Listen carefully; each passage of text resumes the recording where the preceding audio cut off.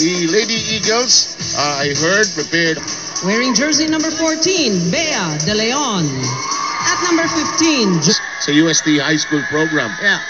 And there was also Kim Fajardo in that team. That's so true. And Bea De Leon scores. Yeah, Ateneo's doing a good job so far, leading 6-2. Family Pizza, it's gotta be Shakey's. Giselle Tan serving play, Laura's caught.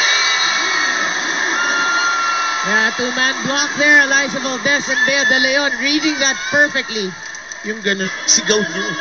It's like riding the roller coaster, di ba? Yeah. Nakatakot di sigaw mo. Oh.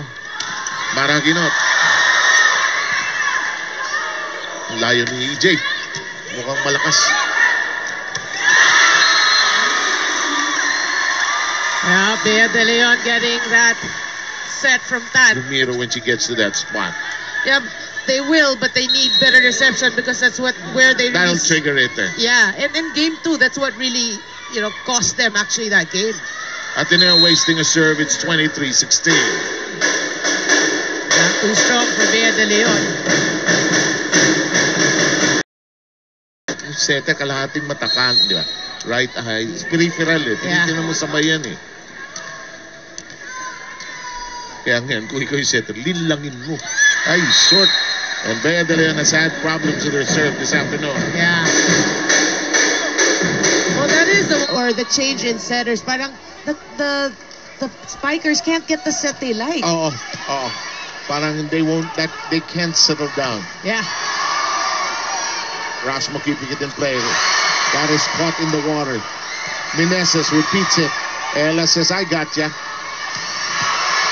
Oh, still alive. Longest exchange by both sides. Porcenta, Ateneo caught. Meneses finally gets a stop block. We got to remember, she's like the top blocker in UAAP as well. Yun. Wala na. Wala.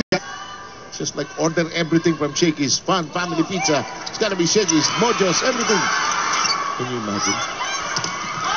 Laure. Good serve. Pero Shao lifts it up. Tunay, caught.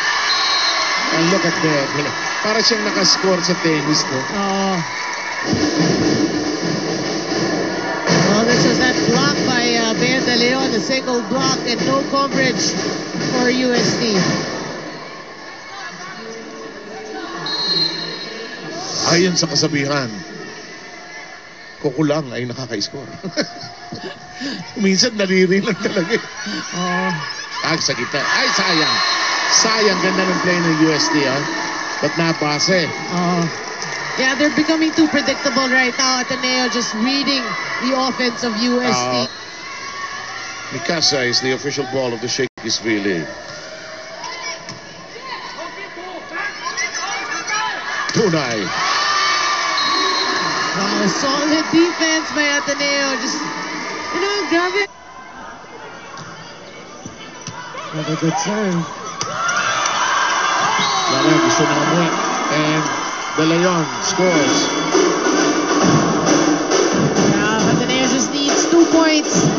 And as you said, Sam, to meet NU in the finals. Yun ang game na bawal naka-heels. Matatangkad ng tao ron. Oo. Bea and all the other people from Santiago sisters. The meantime, USD, oh boy, not their day.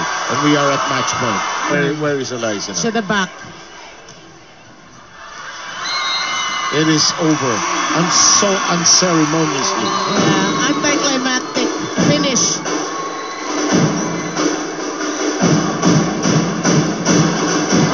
Well, this ends USD's journey, but you gotta give it to their program for winning game 2. That in itself will silence all the criticizers and the doubters.